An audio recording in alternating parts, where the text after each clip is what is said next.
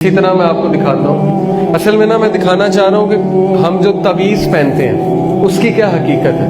How black magic has infiltrated some Muslim. वो कहता है कि मुसलमानों में काला जादू किस तरह आया। देखिए ये जो सो कॉल्ड पीर, गलत किस्म के जो पीर हैं, ये आपको कुछ तावीज़ देते हैं। कभी उन तावीज़ को आपने खोल के देखा है? कभी आपके किसी दोस्त के पास तावीज़ हो, उसको कभी खोल कर देखिए तो आप देखेंगे कि अंदर से इस तरह के नंबर्स निकलेंगे, चीज़ें निकलेंगी। ये देखिए ये नंबर्स हैं इनके, ये इस पे गौर कीजिए, ये कबाला मैजिक है, ठीक है। इस तरह की शक्लें और नंबर्स लिखे हुए हैं, ये कबाला मैजिक। आपने देखा होगा इस तरह सूरतें भी लिखी होती हैं तावीज़ों में इस शक्ल में। ये नंबर्स हैं कबाला मैजिक के, ये भी नंबर्स हैं।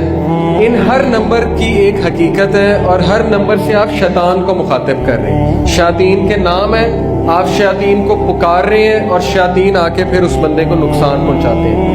ये पूरा एक्सप्लेन किया है इस वीडियो में कि इसका क्या मतलब है, इसका क्या मतलब है, इस नंबर का क्या मतलब है। अब आप कुछ तावीज़ देखें जो मुसलमानों की तावीज़ है। ये एक तावीज़, ठीक है, सूरत लिखी हुई है। ये क्या लिखा हुआ है? सूरतों के इर्द गिर्द नंबर्स लिखे हुए हैं। तो नंबर्स की क्या हकीकत है? क्या रसूलुल्लाह सल्लल्लाहु अलैहि वसल्लम ने कभी इस तरह से सिखाया है? ये देखें, ये 1414, 1407, इनका क्या मतलब है? क्या कहीं से साबित है कुरान और सुन्नत से कि इस तरह नंबर्स लिख के जो है वो तावीज़ बनाया जाए?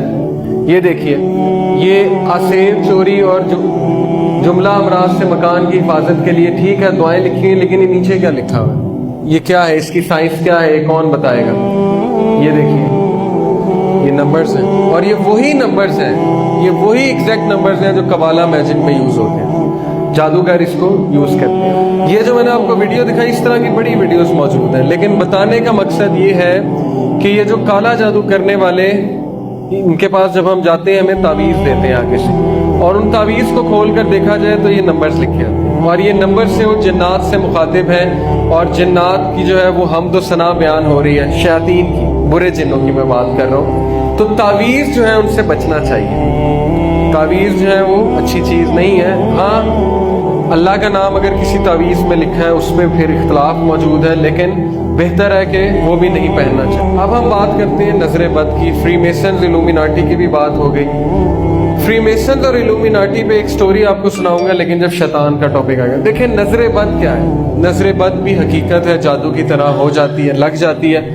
और एक हदीस के मुताबिक नबी सल्लल्लाहु अलैहि वसल्लम ने फरमाया कि मेरी उम्मत की 10 में से 7 अमवात नजर बद की वजह से। और एक सहाबी थे, वो नंगे बदन नहा रहे थे, तो दूसरे सहाबी ने उनकी तारीफ की, उनकी तरफ देखा तो वो उसी वक्त फिसले और उनकी मौत हो गई।